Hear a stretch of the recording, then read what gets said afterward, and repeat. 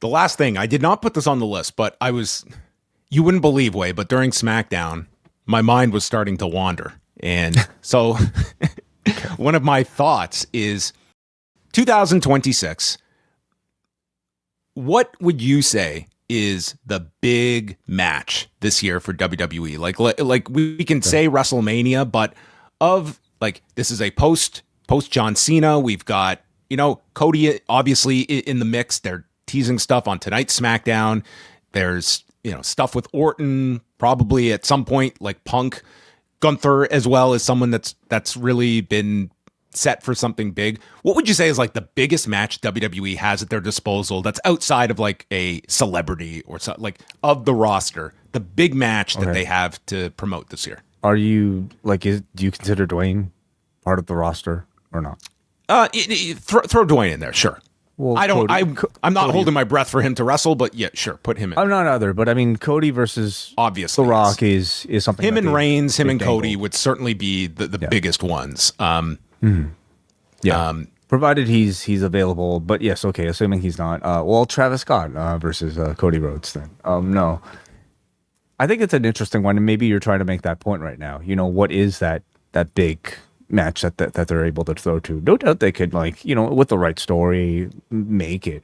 But just on paper, are people excited to see? Well, who are the two top stars in the company right now? Would you still say Cody and Roman Reigns as the top two? I think that's a safe one and two. I would still slot Reigns above Punk, and that's obviously the match that they began the build for at War Games. Do people want to see it again? I mean, that's going to be the question. I think that's that's 2 WrestleManias for it over already.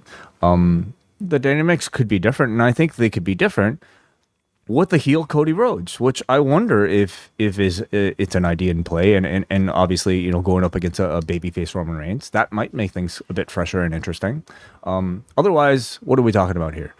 Punk, Gunther, these are that might be a potential matchup. They can also match up with some of these others. The other two. Cody Punk, when the timing is there, I think is a big match. It just does not feel like that one's on the horizon. Gunther and Brock, like that will be a big match if they go to that. Like I think Gunther, I would say that's probably the biggest match you can do with him. At least it's a fresh one as well. Like. Yeah. Let's also throw in there like a Seth Rollins whenever he returns. His destination looks to be Braun Breaker. Would you consider that in the ballpark of biggest match? Maybe not necessarily. That might be a night 1 main event. It's not a night 2 main event. Mm-hmm. How about with the women? Anything that stands out to you? I feel that. So I feel like, okay, obviously we're telling a long-term story with Rhea and Asuka. Rhea and Io. Riho together. Riho, yes. Like eventually, whenever they decide to do that split, I mean that could feel like a really big one. Trying to think here, what else we got? How about Dominic? What's his big match this year?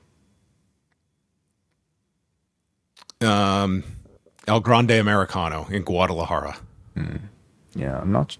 Well, so short answer is like, aside from Dwayne, I don't know if there's an obvious answer, right?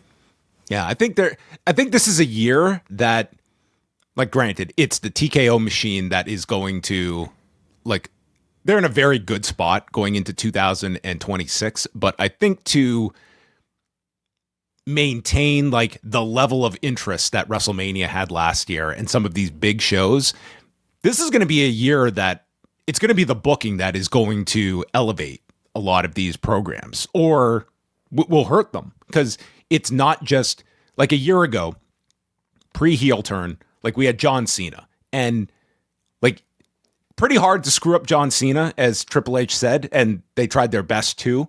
But I mean, you had that for the whole runway. It's like the last John Cena appearance here, the last time John Cena is going to face CM Punk, the last this, that was a huge air. And plus you had all these other characters that were clicking. You had a lot of different programs. This is a year where you don't have a Mania card all shaped up in your mind right now of like, what are the big matches that they are building towards? Like you have hints of ones, but Like maybe one of the clearest ones is still contingent on a Seth Rollins being healthy by then. And the rest, it's sort of like where they can go. And it's a lot of it's going to hinge on like the creative and that really making these compelling big matches. Yeah, for that reason, I mean, I'm wondering if they have currently mapped out like something like a big, bold, drastic, storyline decision similar to John Cena turning heel that might propel them towards the rest of this year. I think this is the company where Paul Heyman will go out publicly and state how we're not talking about WrestleMania 42. We're talking about WrestleMania 43 and the main event of WrestleMania 44. And then conversely, reality is John Cena stating that, yeah, they turned me heel and we didn't have any plan after that. So somewhere in the middle between 2 to 3 year planning and let's turn our biggest star and figure it out afterwards. In Paul Heyman's baseball analogy, what is the game over by this point, or are we still currently in an inning? Like when he was first asked that question, didn't he say like where are we in, like the 7th or 3rd? What did he say? I would ask, what game are we playing now? Have we moved on? Well, yeah. Like, are we even in the same season anymore? How about quickly AEW? What conversely, like let's say you're all in main event for Wembley. So, I mean, that is contingent on Will Ospreay's recovery, is it not? He's the obvious choice, at least on one end of the. And who would be the dance partner? Who would be the most? At present time, it's looking like MJF is gearing towards being maybe the top heel of the year, you could think. But we have to also consider Jon Moxley. Like, if Will Ospreay is not, your sort of 1A babyface, I think this could be, at least according to this current trajectory, Jon Moxley could be in that top babyface position.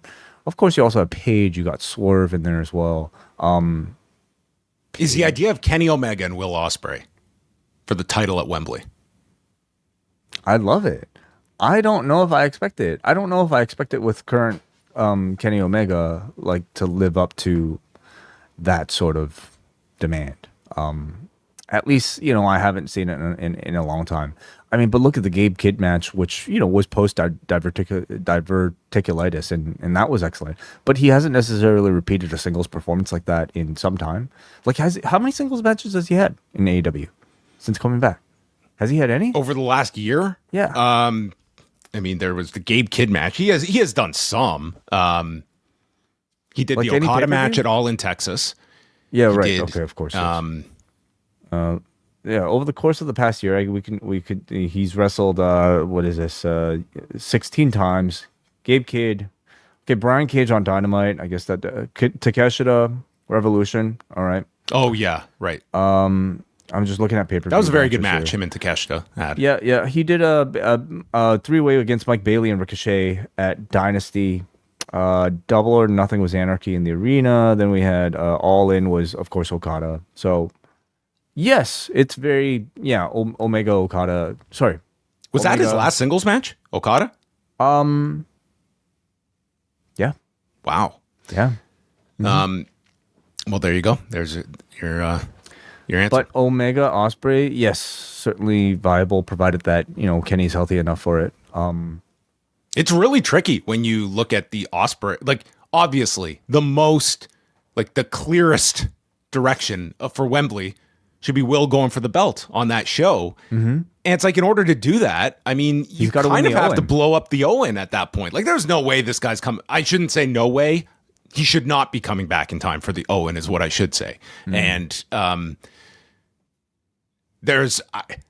I cannot fathom this guy missing Wembley, regardless if it is the right call or not. But for that reason, maybe he doesn't have to go for the championship. Maybe simply appearing on the card, wrestling a match, a big match, could be against Omega, could be against anybody, really. Maybe that's enough. And then your title program. Well, okay, let's get back to the question. What is the biggest match they can make? I just think it's generally Ospreay going for the belt is the big one for Wembley. Yeah.